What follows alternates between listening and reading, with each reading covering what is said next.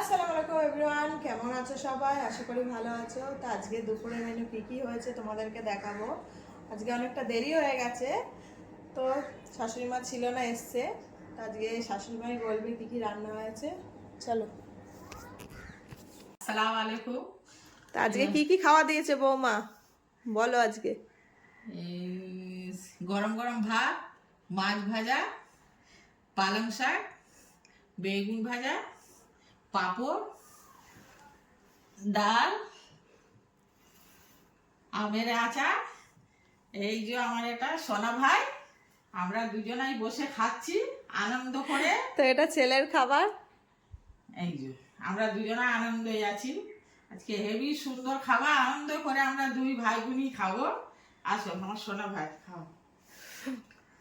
তো অনেকদিন পর আবার দুজন একসাথে খাচ্ছে। সেই মালাইকারি খেয়েছিলে তাই তো? হ্যাঁ, সেই মালা। নেক্সট ব্লগে দেখা হবে। আল্লাহ হাফিজ। আল্লাহ হাফিজ।